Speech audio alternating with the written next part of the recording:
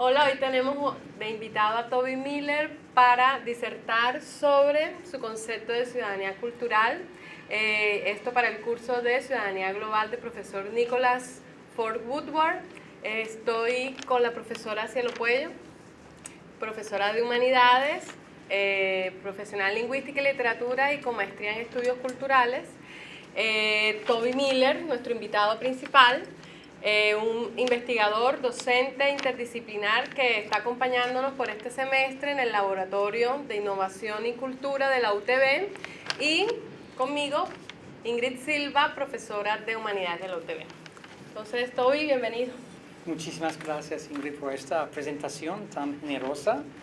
Gracias, Cielo. Es un honor estar aquí en la Universidad Tecnológica de Bolívar, pero sobre todo con dos amigas quienes son muy importantes a mí en mi formación actual, mi intento de entender ese país, esa universidad y América Latina en general, la teoría social, varias cosas. Bueno, Toby, vamos a entrar en materia, aprovechar aquí las reflexiones que tú has elaborado sobre este tema. Y quisiéramos empezar conversando alrededor del propio concepto de ciudadanía cultural. ¿Qué es ciudadanía cultural? ¿Qué entiendes por ciudadanía cultural? ¿Y cómo se diferencia este concepto de ciudadanía cultural del concepto, digamos, más tradicional de ciudadanía? Perdón por una respuesta un poco grande, pero se puede interrumpirse, es demasiado aburrida, por supuesto. Más o menos hay tres conceptos claves de ciudadanía, ¿no? El primer concepto históricamente sería la ciudadanía política, o sea, el derecho de vivir en un espacio de una manera segura y el derecho de votar, ¿no? Es como la ciudadanía desde las revoluciones francesas y norteamericanas del siglo XVIII, que está aumentando su importancia a través del mundo en los años después, con la formación de la nación-estado, ¿se dice? Perdón por la calidad. Estado-nación. Perdón por la calidad de mi español, gracias a mis amigas por apoyarme en esa lucha. La formación de este Estado y su crecimiento a través del mundo, ¿no?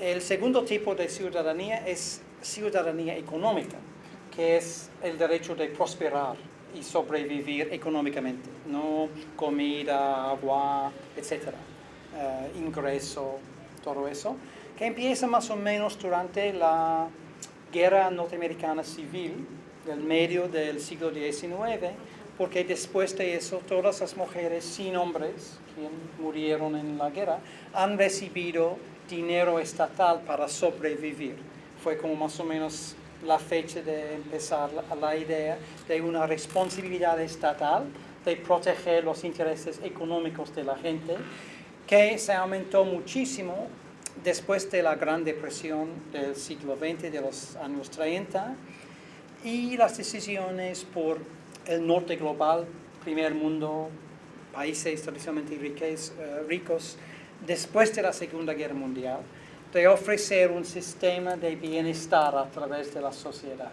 ¿no? Y, por supuesto, ha llegado a ser importante en términos de salud pública, etcétera, en muchos países del mundo.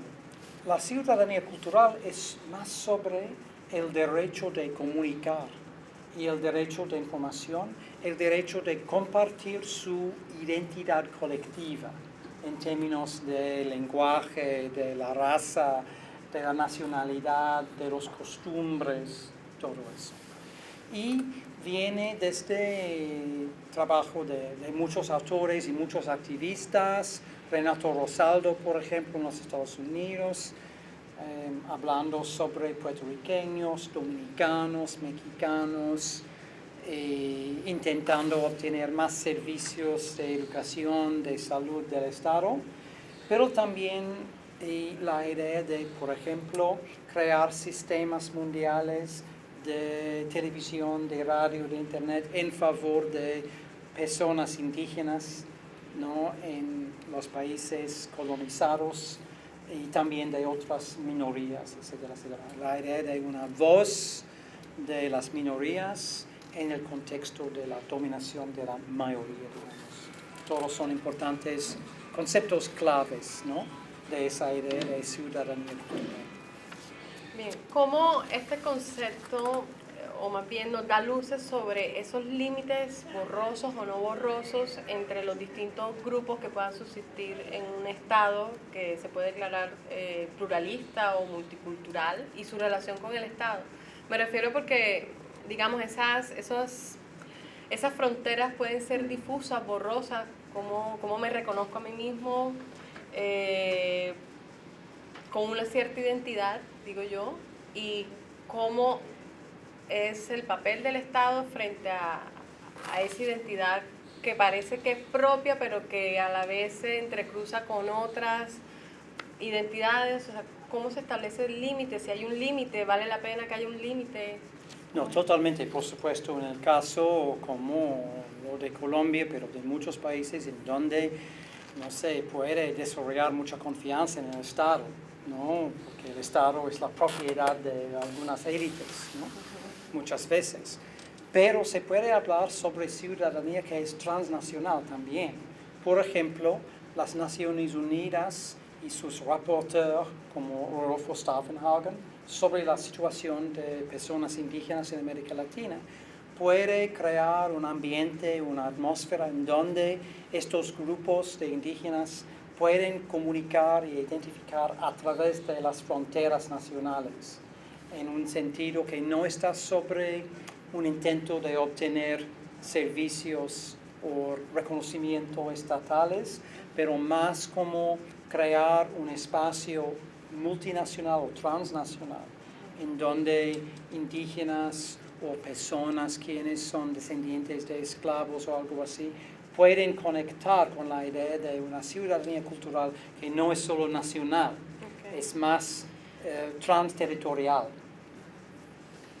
Pero, por ejemplo, en el caso de un país como Colombia, donde hay diversidad cultural, están también posicionándose muchos debates alrededor de identidades que no se reconocían como tales, y pensamos pues en derechos de poblaciones LGBTI. Estamos hablando también de un país en el que hay mucha migración en este momento. O sea, hemos sido históricamente una población migrante, pero en este momento hay mucha migración al país. Y además hay mucha desigualdad. Hay mucha desigualdad para el acceso a lo que llamabas tú los dos primeros conceptos de la ciudadanía, o sea, el tema de los derechos como ciudadano en nivel político, y por otro lado la estabilidad económica. ¿Cómo podemos hablar de ciudadanía cultural? Hablamos de forma desligada de estos dos primeros conceptos de ciudadanía, cuando hay tanta complejidad. ¿Cómo pensamos la ciudadanía cultural acá? Totalmente. Gracias por esta pregunta que es complicada y valiosa, ¿no? Y por un lado, cuando se habla sobre los inmigrantes, hay una tendencia en la filosofía política, pero también en la esfera política, pragmática, digamos, que dice que en el caso de los inmigrantes, quienes son allá como voluntarios, o voluntariamente se dice, cuando es la elección. Sí, cuando está migrando, individual. No porque haya sido amenazado. Exacto. Entonces, por ejemplo, mi estatus en Colombia, ¿no? Como inmigrante por elección, digamos, ¿no? Sin opresión, etc.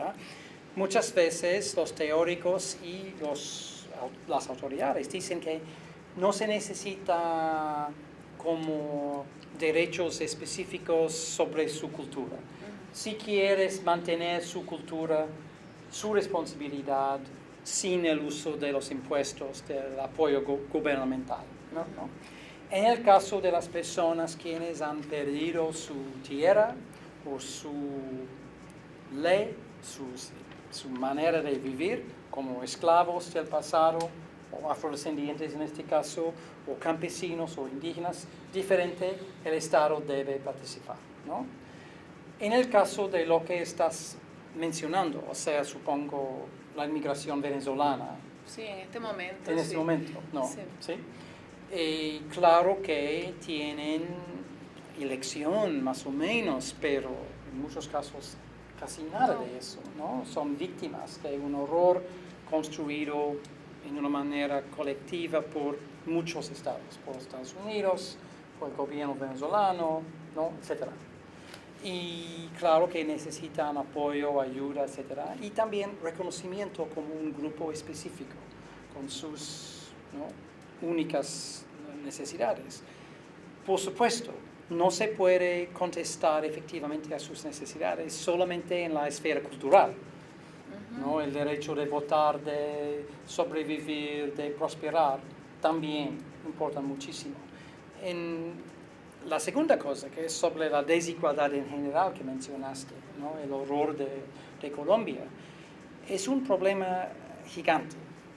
El neoliberalismo es un factor en el crecimiento de ciudadanía cultural a causa de la desindustrialización del norte global, el aumento en importancia de las industrias del tercer sector o de servicios o de cultura y comunicación, y también en otras partes del mundo. Y por supuesto, Colombia es, como se dice, el país más neoliberal a través de América Latina, pero sin ningún cambio en la desigualdad. De hecho, un aumento en desigualdad, ¿no?, que es al mismo nivel de crecimiento que estamos experimentando en los Estados Unidos. Es horrible.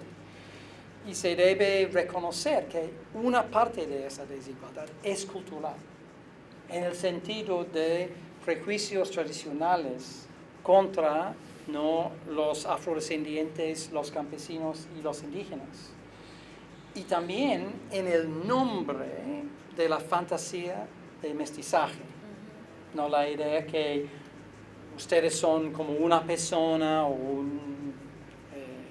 una familia casi con diferencias, pero que todos son mestizos, son mezclados. Y la desigualdad es a causa de oportunidad, o de dinero, o de educación, o de elección individual.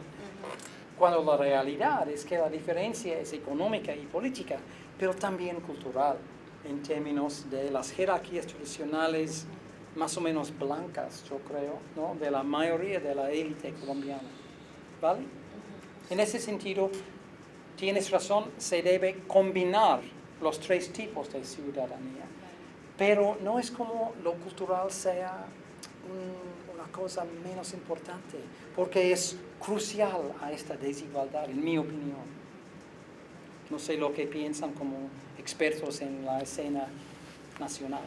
No, dijiste que Colombia es, en Latinoamérica, uno de los países más neoliberales. Entonces, primero, como qué es neoliberalismo y cómo entra ese concepto de neoliberalismo relacionándose con el de ciudadanía cultural. Sí, bueno, entonces el neoliberalismo es un concepto que está creciendo después de la crisis del costo de petróleo de los 70, porque en los años después de la Segunda Guerra Mundial, después de 45 hasta 73, fue una riqueza increíble, un aumento económico increíble en el norte global, ¿no?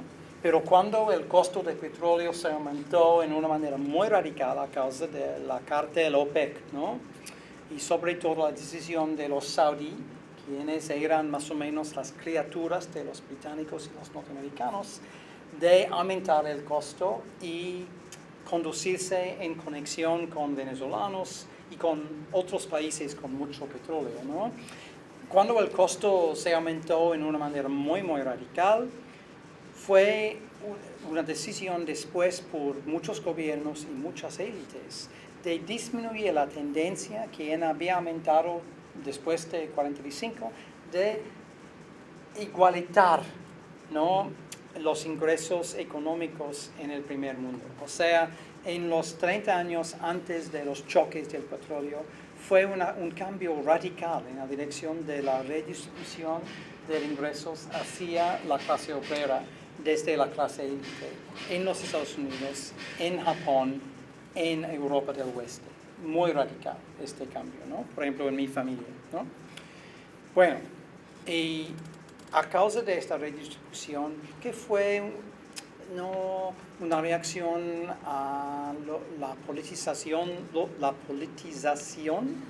gracias, de la clase obrera, y también el horror de la Gran Depresión y el deseo de controlar el riesgo del comunismo, las élites han decidido, bueno, vamos a enriquecer la clase obrera, ¿no?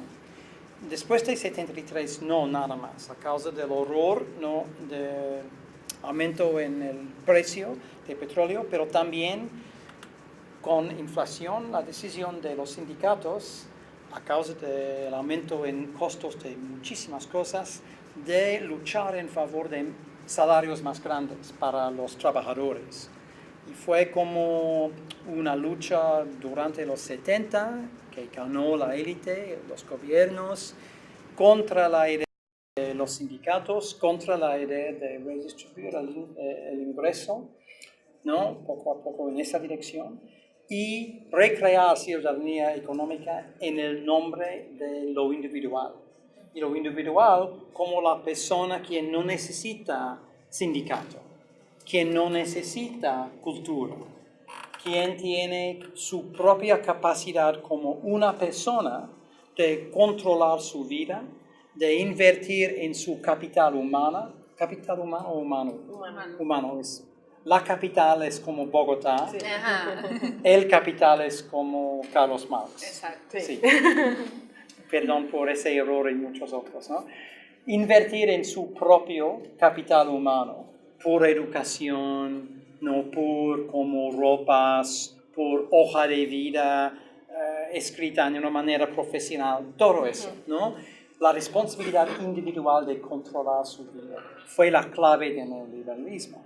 Irónicamente, fue importante en el aumento de ciudadanía cultural, porque al mismo tiempo que se está diciendo, todo es tu responsabilidad, las chicas, el chico tienen control, bla, bla, bla, bla, bla, ¿no? Esta retórica patética, absurda, que es muy común en las universidades esos días.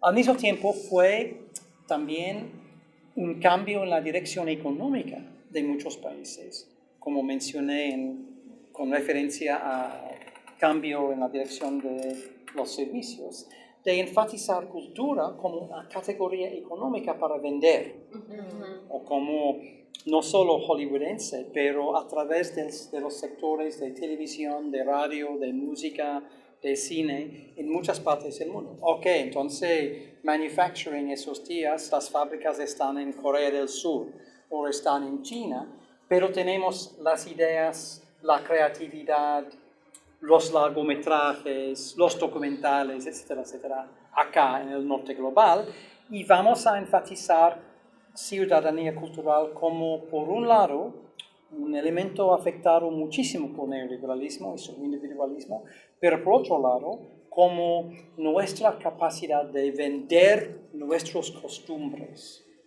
Misma cosa con el sector turista. O aquí en Colombia, no, en la época de Duque, la economía naranja, ¿no? Sí. Todo eso. Es por un lado conectado con la idea del individual, por otro lado conectado con cambios económicos en la dirección de la cultura.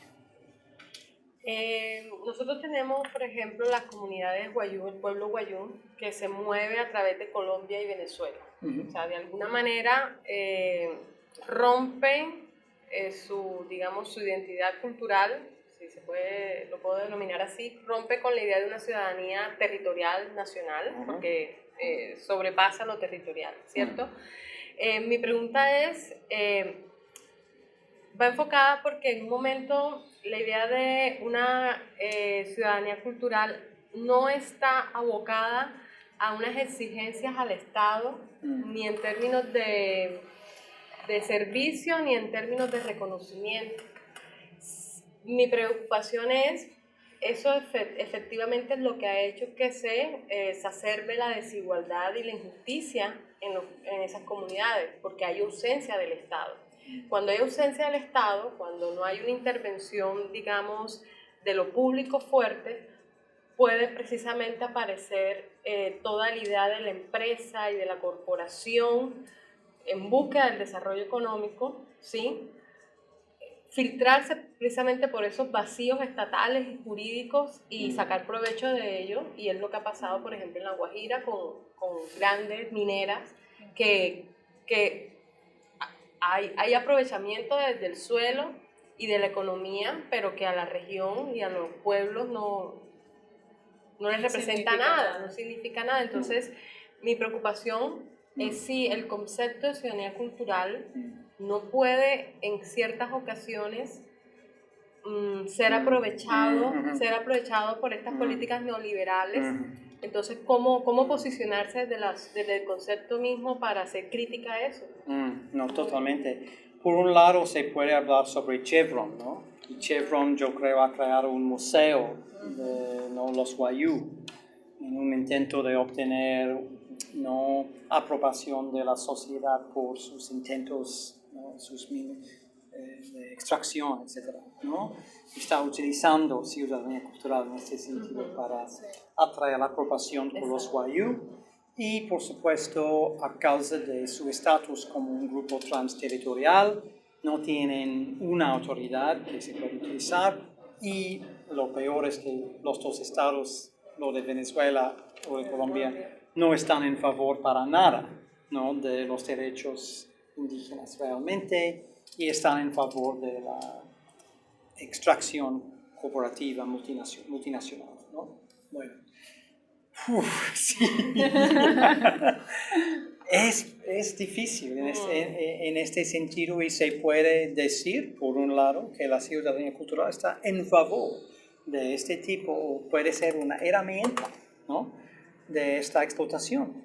Por otro lado, siempre se puede imaginar un mundo, y no sé si es el caso no acá, en donde otros grupos indígenas, a causa de su identificación, su identidad como parte del indigenismo mundial o transterritorial, pueden ofrecer apoyo, ¿no?, a esos grupos. Trabajadores también, y hacer influencia. En el caso de la minería legal, supuestamente, ¿no?, ofrecer presión en la propiedad de estas compañías, ¿no? Muchas veces, por ejemplo, actualmente estamos en una situación, no sé si han leído, en donde varias trabajadoras por Amazon, ¿no?, en China, son de la escuela, la secundaria y la primaria, y no están recibiendo ningún dinero. A causa de investigación periodística y a causa de identificación transterritorial por muchos trabajadores, trabajadoras, hay presión en la compañía de cambio lo que está haciendo. Y en ese sentido, ciudadanía cultural podría ser una herramienta transterritorial por las personas explotadas y no solo por, ¿no?, las compañías multinacionales. Pero, ¿Qué ¿no?, tantas posibilidades hay de eso? Porque, bueno, de alguna manera, ahorita que tú intervenías, dejabas claro cómo más bien ha sido utilizado este concepto, puede ser utilizado para mantener las estructuras tal cual están, en el sentido de beneficiar a las minorías de élites y poderosas que se han beneficiado siempre. Esto que es tan perverso que la diferencia cultural sea utilizada también como una herramienta para validarse o como otro elemento más que se puede vender, ¿no?, y del que se puede sacar una renta, aunque eso no implique para nada el reconocimiento de la tensión que existe entre esas diferencias, ¿no? Entonces, es esto constitutivo, esta como posibilidad de ser utilizado como para seguir manteniendo el orden de las cosas en el sentido de desigualdad. ¿Es constitutivo esto del concepto de ciudadanía cultural o se puede posicionar o nos podemos posicionar teóricamente en ese concepto como un lugar de resistencia y de generación de cambio cuando uno está viendo que en la práctica puede ser más bien utilizada en el sentido que explicabas hace un rato, como un elemento para mantener el estado de las cosas? No, yo puedo imaginar una situación en donde el uso de la ciudadanía cultural sería, desde nuestra perspectiva, digamos, totalmente negativa, un impacto negativo, un impacto malo, ¿no? Y no quiero ser defensor del concepto, ¿no? Es decir, que es como todas las ciudadanías, es una tecnología abierta, es una lógica abierta, ¿no?, en donde se puede hacer muchas cosas. Mencionaste antes los grupos LGBT, que están utilizando conceptos de ciudadanía cultural de una manera muy inteligente, ¿no? Citando las capacidades de los movimientos de derechos civiles en los Estados Unidos de los 60 por los afroamericanos, también las feministas, también los gays, ¿no? Y después los chicanos, para crear una nueva frente, ¿no? De derechos civiles en favor de estos grupos. No es perfecto, no es ideal y sin duda la categoría ciudadanía cultural no es suficiente, se necesita ciudadanía económica y ciudadanía política. Al mismo tiempo que en tu instancia el problema es transterritorial y es una oportunidad ideal para las corporaciones legales y no ilegales de explotar ausencia de autoridad estatal en donde no hay democracia, hay solo como plutocracia en estos espacios, ¿vale? Es horrible. Este concepto de ciudadanía cultural, ¿cómo se relaciona con el de ciudadanía global? ¿Es lo mismo? ¿Se parecen? Hay varios tipos de ciudadanía global. Fue un sueño por muchos años de muchas personas desde la religión, desde el marxismo, desde el feminismo, la idea de una unidad que se puede crear o que ya está presente, ¿no? Una unión como orgánica, ¿no? Todas las mujeres quieren, etcétera, etcétera, ¿no? Sufren, demandan, este tipo de movimiento importante. La idea de revolución mundial por los marxistas, la idea de conversión mundial por los musulmanes y los cristianos. Y en una manera un poco más humilde, ¿no? Las contribuciones de varias organizaciones más técnicas de las Naciones Unidas o de la UE. Estoy pensando en la Organización Mundial de Salud, ¿no? La Unión Internacional de Telecomunicaciones, la Organización Mundial Meteorológica y su comité crucial actual, su panel independiente sobre cambio climático. Son ejemplos, ¿no? De la idea de una ciudadanía mundial, en donde tenemos responsabilidades, riesgos, desafíos, posibilidades que son transterritoriales y que son compartidas a través del mundo, sobre todo en el caso de salud, ¿no? Como las enfermedades que viajan y, por supuesto, el cambio climático, ¿no? Y en este sentido hay estas herramientas muy pragmáticas que importan muchísimo.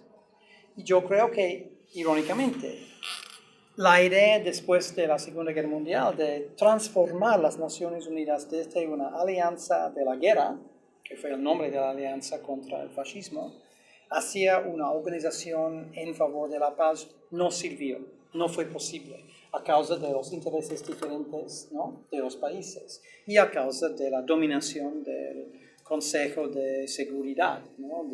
Con sus miembros permanentes, Unión Soviética, ahorita Rusia, Francia, Gran Bretaña, China, Estados Unidos. Pero, irónicamente, con la obra sobre el cambio climático, ¿no? De una herramienta técnica, ¿no? O sea, la Organización Mundial Meteorológica, hay el crecimiento de una idea, de esa responsabilidad, de compartimiento, de conducta que está en común a través del mundo. Angustia, políticas, personas politizadas, en favor de esta idea de una identidad mundial. O sea, las fantasías de feminismo, de marxismo, ¿no? De como una frente, ¿se dice? Un frente compartido, más o menos no sirve. La fantasía de una paz, ¿no? Policiada internacionalmente no sirve. Pero la idea de cambio climático y los riesgos compartidos, no de una manera igual, pero compartidos a través del mundo. Sí, yo creo que está creciendo este concepto de ciudadanía global. Y tiene en común con ciudadanía cultural la idea del derecho de comunicar, porque uno de los desafíos, de los problemas, de las dificultades del panel independiente, ¿no?, del cambio climático, es la obstrucción corporativa y también de vez en cuando estatal a la verdad ser compartida a través de la ciudadanía por parte de los medios, por periodismo, ¿no? Yo creo que en este sentido la idea de ciudadanía cultural, que es una idea de ciudadanía cultural, es el derecho de saber, el derecho de comunicar, el derecho de recibir noticias, ¿no? Ciencia, humanidades, etcétera, etcétera, y participar también como persona activa en estas cosas. Debe incluir, ¿no?, el derecho de pensar alrededor del mundo, de pensar en una manera que puede cruzar la frontera, ¿no? Es como cuando dijo un poeta chicano, no crucé la frontera me cruzó, ¿no?, que es un clásico de la literatura de ciudadanía cultural. Esos días estas fronteras están cambiando a causa de los cambios climáticos y están estimulando, por un lado, identificación, pero por otro lado, la idea de una ciudadanía global, que es más pragmática, con más posibilidades, más futuro que los dos otros tipos de ciudadanía global que mencioné, que viene desde, ¿no?, áreas técnicas, no utópicas. Perdón. Bueno, has hecho ahora mención a los medios de comunicación. En otros momentos has reflexionado sobre cómo los medios de comunicación, en el caso, por ejemplo, estadounidense, pueden no estar contribuyendo o no contribuyen a que la ciudadanía pueda más bien, digamos, generar un pensamiento crítico alrededor de lo que está ocurriendo con su gobierno, de las condiciones que tiene la población, etcétera, etcétera. Y ahora has señalado que en este caso de pensarnos problemáticas compartidas o de dar cabida, la diferencia desde una perspectiva crítica pasa por los medios de comunicación, pasa por allí. Estás en Colombia, estás conociendo este contexto. ¿Cuál es la lectura que hasta ahora tienes de lo que estaría pasando en relación al papel de los medios en esta construcción tal vez o más bien de permitir unas condiciones para un desarrollo de un pensamiento crítico por parte de la ciudadanía? ¿Crees que las condiciones están? ¿Crees que es necesario revisar? ¿Cómo ves esa relación? Sí, claro que ustedes son expertos sobre la cuestión, ¿no?, de los medios de comunicación en Colombia, el rol de la prensa, etcétera, etcétera. Pero desde mi perspectiva, el problema con una dominación por Caracol y por RCN en muchos medios, ¿no?, en términos de las noticias que están disponibles, y la dominación de algunos periódicos es un problema. Es un problema por dos razones. Una razón sea que hay una oligarquía en Colombia que es muy diferente que las oligarquías latinoamericanas en general, en la conexión directa entre las familias políticas y las familias mediáticas de la prensa, que es impresionante, increíble, en donde tienen sus propios intereses corporativos, pero también familiares, ¿no?, en las esferas económicas y políticas. Entonces, es un problema que se necesita reforma para bifurcar la oligarquía en esa manera. Segundo problema, que es el problema horrible en los Estados Unidos, es que esos días las noticias en la prensa o en la televisión o radio, en el pasado no eran como centros de bienes, de enriquecerse. Eran como responsabilidades de medios a causa de su concepto del interés público en los Estados Unidos, por ejemplo, ¿no? El resto del negocio sí, plata, plata, plata, pero las noticias no. El periodismo tenía una pared, ¿no?, entre los anuncios y las historias. Se cayó esa pared. Y esos días, como en Colombia, los periodistas muchas veces deben vender espacio en su organización para un anuncio de como una compañía o un departamento gubernamental, al mismo tiempo que supuestamente están investigando esta organización, ¿no? Es un conflicto de intereses. Y por otro lado, también la caída de esta pared entre lo editorial y la publicidad. Pero por otro lado, también hay un problema en cuando muchas compañías o gobiernos quienes están participando en mercadotecnia quieren hacer influencia en la dirección de las noticias. Se puede verlo directamente en el caso de La Paz, aquí en Colombia, la posición de RCN contra el plebiscito, ¿no?, de hace un rato. Y en los Estados Unidos, en la actitud negativa, por ejemplo, la compañía Fox a la idea de cambio climático y la ciencia del cambio climático. Entonces se necesita cambiar las leyes que están gobernando los medios para bifurcar las oligarquías desde el poder, el control. Y por otro lado, se necesita un sistema nacional en donde los afrodescendientes y los campesinos y los indígenas tienen sus propias cadenas televisivas, ¿no?, para producir su propia drama, deporte, noticia, etcétera, documental, largometraje, cortometraje, etcétera, etcétera. Y participación de estos grupos en los medios nacionales que ya existen, o sea, cuotas de personas, de minorías a través de RCN y de Caracol. Entonces se necesita, por un lado, ciudadanía cultural en el sentido de sus propias cadenas para proteger y desarrollar sus intereses culturales. Por otro lado, participación como sujetos y no objetos, ¿no?, de los medios masivos centrales del país, que sus mismos deben ser reformados en una manera muy en serio.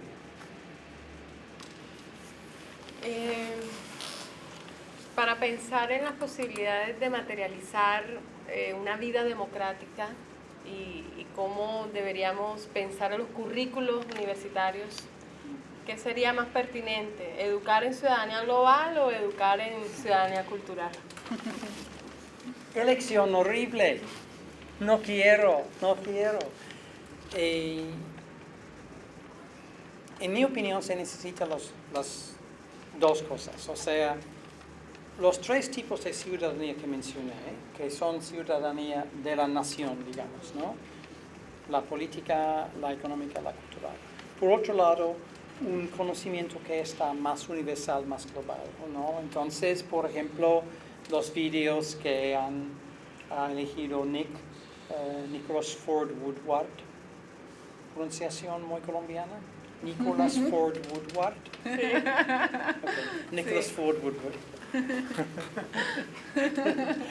Sobre cuestiones de la inmigración, ¿no?, y la necesidad de pensar en una manera que dice, ok, yo soy colombiano o algo así. En mi caso yo tengo 3 pasaportes, no sé lo que yo soy, pero bueno. Soy colombiano, pero tengo muchas cosas en común con una mujer venezolana o un intelectual peruano o un trabajador una trabajadora dominicana. Tengo intereses en común. Quiero conectar con este tipo de persona, ¿no?, que está no solo sobre mi nacionalidad, es sobre otras identidades y un sentido de problemas compartidos con respuestas que deben ser compartidas también. La internacional. ¿Listo? Bueno, muchas gracias, Toby, por esta conversación. Creo que tenemos ahora muchos más elementos para seguir conversando y creo que para los y las estudiantes del curso también hay mucho material para conversar, ¿no? Después de este diálogo. Muchas gracias por tu generosidad en compartir tu pensamiento alrededor de estos temas que nos resultan muy álgidos, muy necesarios para que se estén debatiendo en la universidad. A la profesora Ingrid Silva. Y muchas gracias a todos por su atención. Y Nicholas Ford Woodward. Y el profesor Nicholas Ford Woodward, súper colombiano, que está detrás de cámara. Gracias, profesora.